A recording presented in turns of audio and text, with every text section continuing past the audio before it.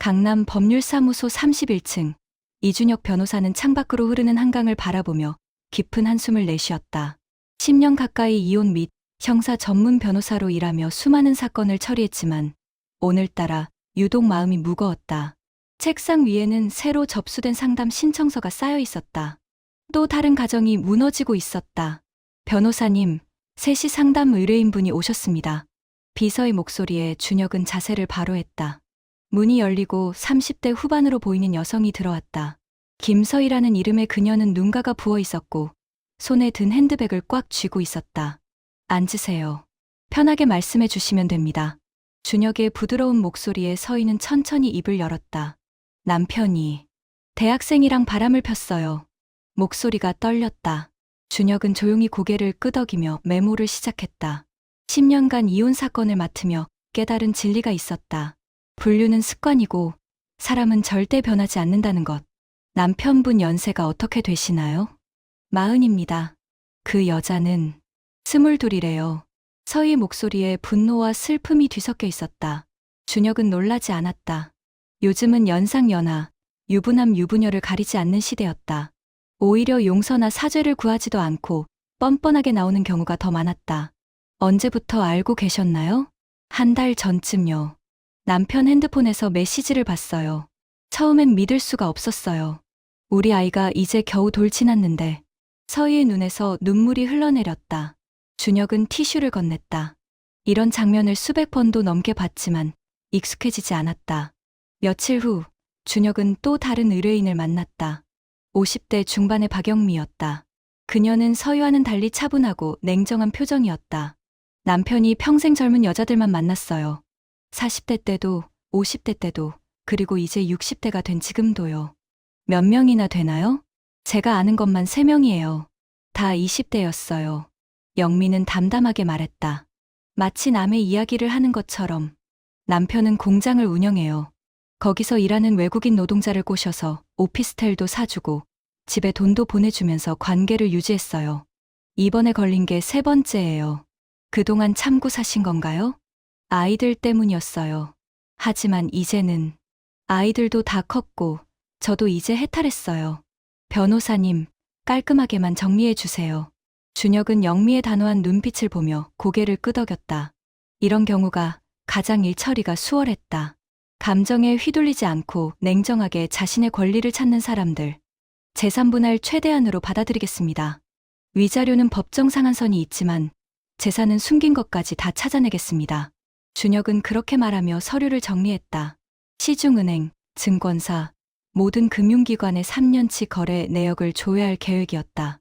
숨긴 재산이 있다면 반드시 찾아낼 것이다. 그로부터 일주일 후 준혁은 가장 안타까운 사건을 맡게 되었다. 의뢰인은 30대 초반의 남성 최민우였다. 그의 아내가 대학생과 불륜을 저질렀다는 내용이었다. 아이가 이제 겨우 3살이에요. 아내는 아이 낳고 바로 직장에 복귀했고 장모님이 와서 아이를 봐주셨어요. 민우의 목소리는 떨리고 있었다. 그런데 아내가 회사 인턴이었던 대학생과 제가 직접 목격했어요. 회사 근처 카페에서. 증거는 확보하셨나요? 네, 사진도 찍었고 메시지 내용도 캡처했어요. 준혁은 자료를 검토했다. 명백한 불륜이었다. 위자료 상한선으로 청구하고 재산분할도 최소화할 수 있는 케이스였다. 소송 진행하겠습니다. 위자료와 양육권 모두 확보하겠습니다. 소장이 접수되고 며칠 후 민우에게서 급한 전화가 왔다. 변호사님, 아내가 집을 나갔어요. 장모님이랑 같이요.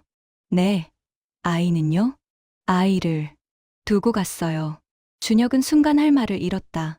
수많은 이혼 사건을 처리했지만 이런 경우는 처음이었다. 제가 어릴 때 부모님을 일찍 여의었어요. 그래서 가족에 대한 애착이 남들보다 강해요. 아내가 그걸 이용한 것 같아요.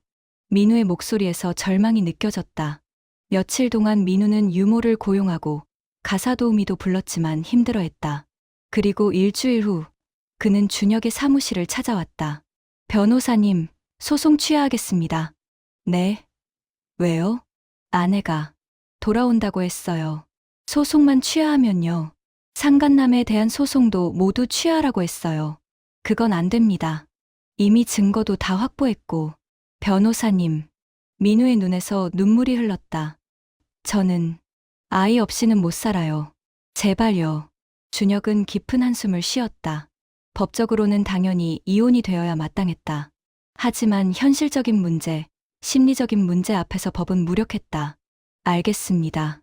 의뢰인의 뜻대로 하겠습니다. 소송은 취하되었다. 준혁은 그날 밤 사무실에 혼자 남아 술을 마셨다. 변호사로서 무력함을 느끼는 순간이었다. 하지만 모든 사건이 안타까운 것만은 아니었다. 몇 달 후, 준혁은 의처증으로 고통받는 여성의 이혼 사건을 맡았다. 정수진이라는 30대 후반 여성이었다. 남편이 계속 저를 의심해요. 회사 동료들, 거래처 사람들, 심지어 헬스 트레이너까지요. 한 직원은 남편 때문에 회사를 그만뒀어요. 수진의 이야기를 들으며 준혁은 남편의 병력을 조회했다. 과거 강박증과 불안장애로 정신건강의학과 치료를 받은 기록이 있었다. 소송은 순조롭게 진행되었다. 재판부는 두 아이의 임시 양육자를 수진으로 지정했고 남편은 모든 것을 내려놓았다. 재산분할, 양육비, 경제권 모두 수진에게 넘어갔다.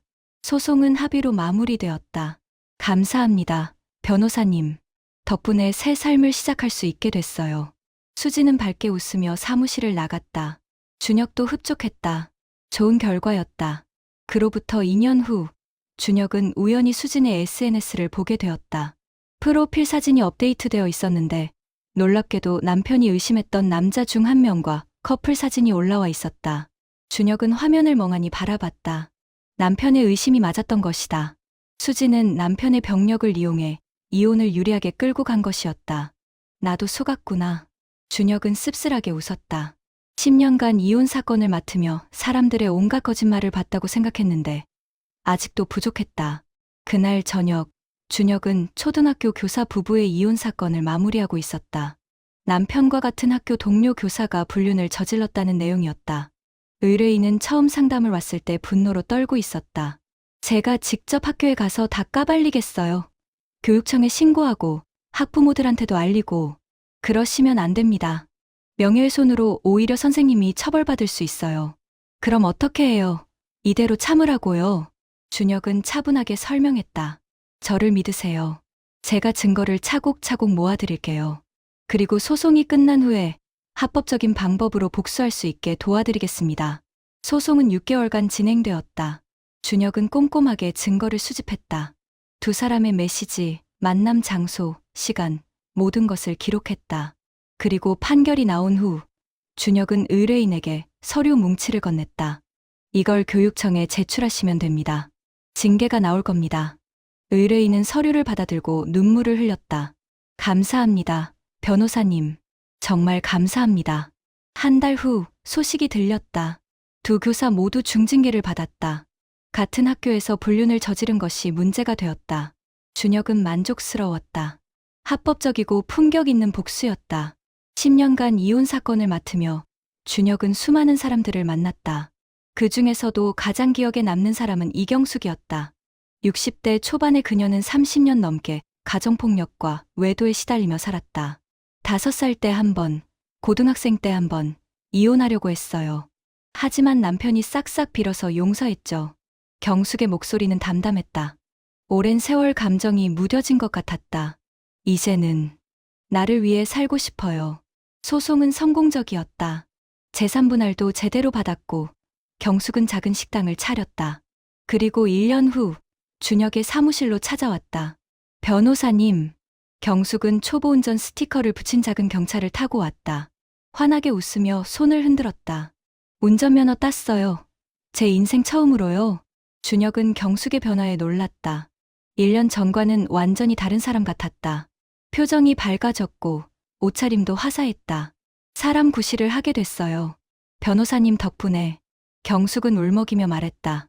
밤에 수면제 없이 잘 자고 운전도 배우고 친구들도 만나고 이렇게 사는 게 사는 거더라고요. 준혁도 눈시울이 붉어졌다. 변호사로서 가장 보람을 느끼는 순간이었다. 뼈해장국집 하는데 꼭 오세요. 제일 맛있는 거 대접할게요. 경숙은 밝게 웃으며 명함을 건넸다. 준혁은 그 명함을 소중하게 지갑에 넣었다. 그날 저녁, 준혁은 후배 변호사들과 회식을 했다. 술자리에서 한 후배가 물었다. 선배님, 10년 동안 이혼 사건만 하시면서 지치지 않으세요? 매일 사람들의 불행을 보는 건데. 준혁은 잠시 생각하다 대답했다. 지칠 때도 있지. 특히 어쩔 수 없이 포기해야 하는 경우들. 하지만 가끔, 정말 가끔 이경숙 씨 같은 분들을 보면 이 일을 계속할 수 있는 힘이 생겨. 이경숙 씨요? 응. 30년 넘게 지옥 같은 결혼 생활을 하다가 60대에 처음으로 자신을 위한 삶을 시작한 분이야. 운전면허도 따고 식당도 차리고. 그런 분을 보면 내가 하는 일이 단순히 이혼 서류 처리가 아니라 누군가의 인생을 바꾸는 일이구나 싶어. 후배들은 조용히 고개를 끄덕였다. 다음 날 아침, 준혁은 사무실에 출근하자마자 또 다른 상담 전화를 받았다. 여보세요. 이준혁 변호사입니다. 변호사님, 남편이 바람을 폈어요. 어떻게 해야 하나요? 또 다른 가정이 무너지고 있었다. 준혁은 깊게 숨을 들이마셨다. 일단 침착하세요. 천천히 설명해 주시면 제가 도와드리겠습니다. 준혁은 메모지를 꺼내며 펜을 들었다. 오늘도 그는 무너진 가정의 잔해 속에서 새로운 시작을 찾는 사람들을 도울 것이다. 저녁 무렵, 준혁은 홀로 사무실에 남아 창밖을 바라봤다. 한강 위로 석양이 지고 있었다.